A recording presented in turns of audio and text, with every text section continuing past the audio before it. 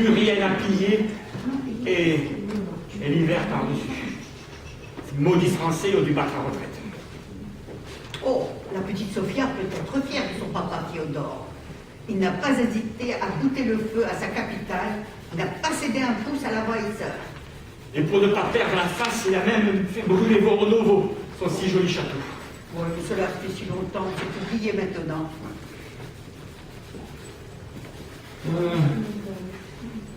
Mademoiselle Lucie, vous souvenez-vous comme notre petite Sophie était espiègle quand elle capturait les sauterelles dans les prairies de Voronovo? Oh là là, quel petit diable.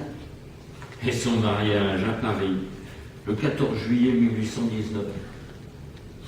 Ça fait près de 40 ans maintenant. Oh, ce fut plutôt un beau mariage.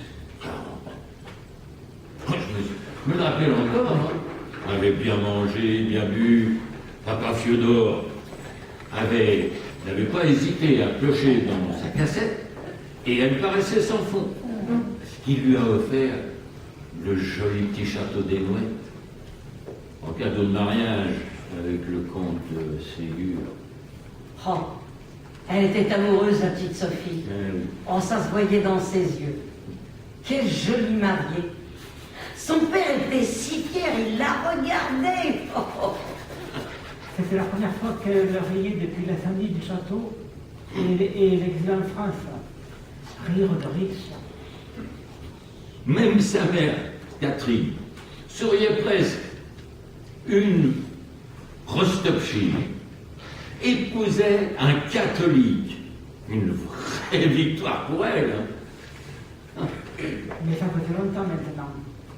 De l'eau a passé sous les ponts. Oh. Et le petit Gontran est né. Le premier enfant était un fils. Qu'il était beau cet enfant. Un vrai petit ange. Et puis il y eut Renaud, qui ne vécut que quelques mois. Félicité, cette méchante belle-mère disait que le sang russe était mauvais, et donc que c'était la faute de Sophie. Oh là là, j'ai cru que la comtesse Sophie allait en mourir.